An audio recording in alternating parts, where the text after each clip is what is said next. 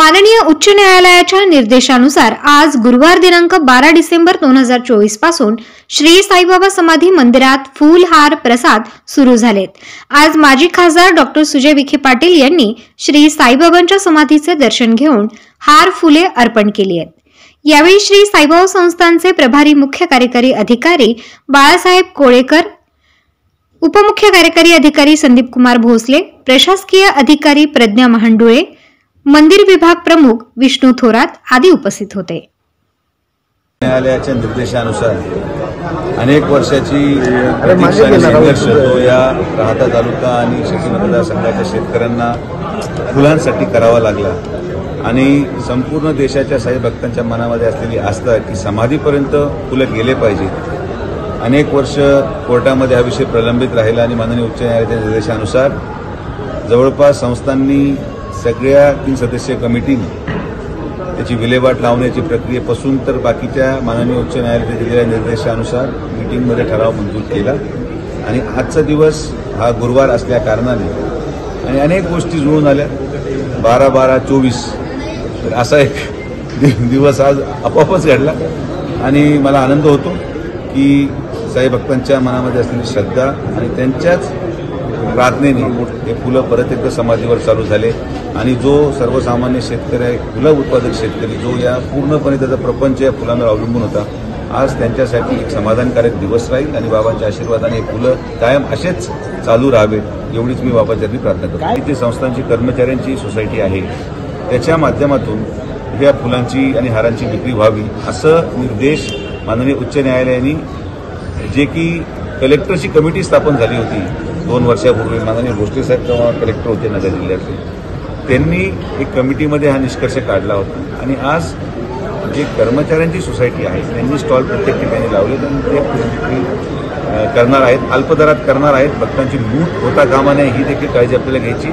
तसंच फुलांची विल्हेवाट लावण्यासाठी निविदा प्रक्रिया संस्थांनी राबवलेली आहे। 7 दिवसाच्या कालावधीनंतर जो कोणी व्यक्ती येईल किंवा जी कोणी एजन्सी येईल की हे फुलांचं पुढं काय करायचं या दृष्टिकोनातून ते प्रस्ताव संस्थांकडे मांडतील। माझ्या मते फुलांची विल्हेवाट लावण्यासंदर्भात जो माननीय उच्च न्यायालयाचा एक मनामध्ये संभ्रम होता तो या निविदा प्रक्रियेनंतर पूर्ण केला। आज प्राथमिक स्तरावर आज फक्त विविध कार्यकारी सोसायटीच्या माध्यमातून फुल आणि हार विक्री सुरू केली जाणार आहे।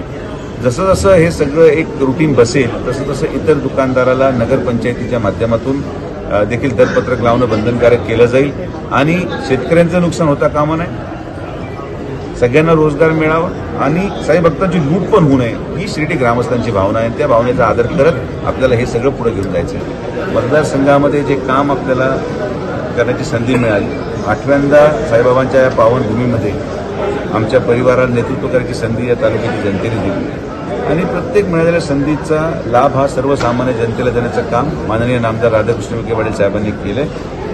अगोदरही आम्ही कधी काही मागायला गेलो नव्हतो। आम्हाला पूर्णपणे विश्वास आहे आदरणीय प्रधानमंत्री गृहमंत्र्यांवर आणि ज्यांच्या नेतृत्वाखाली आम्ही या निवडणुकीला सामोरे गेलो आणि ज्यांच्यामुळे खरं आम्ही भारतीय जनता पार्टीमध्ये आलो असे आमचे नेते, राज्याचे मुख्यमंत्री माननीय फडणवीस साहेबांच्या नेतृत्वावर आम्हाला विश्वास आहे आणि फडणवीस साहेबांनी सातत्याने आम्हाला न्याय देण्याची भूमिका ठेवली आणि यापुढेही आम्हाला आशीर्वाद देतील अशी अपेक्षा।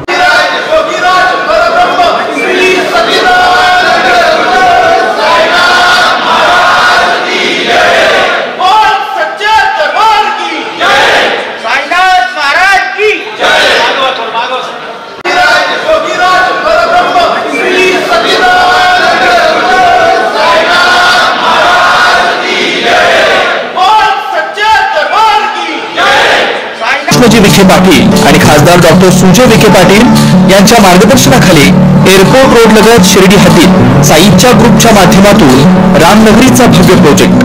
वैशिष्ट्ये शिर्डी एअरपोर्ट रोड लगत बस स्टॉप, शाळा, बँक 5 मिनिटांच्या अंतरावर, ड्रेनेज व स्ट्रीट लाईट, प्लॉटमध्ये प्रशस्त श्री राम मंदिर, साई समाधी मंदिरापासून 10 मिनिटांच्या अंतरावर, MSAB पोल कनेक्शन, 20 फुटी अंतर्गत रस्ता व दोन्ही कडेने सुशोभित झाडे, रहिवाशांसाठी अनुकूल, शिर्डी नांदूर शिवरस्ता लगत साई परिक्रमा मार्गालगत प्लॉट लगत 18 मीटर प्रस्तावित रस्ता. तर त्वरा करा, आजच आपला प्लॉट बुक करा. बुकिंगसाठी संपर्क करा श्री गणेश तोरडमल 99 21 21 95 61. श्री शुभम वेणुनाथ बोधकर 97 67 06 66 85.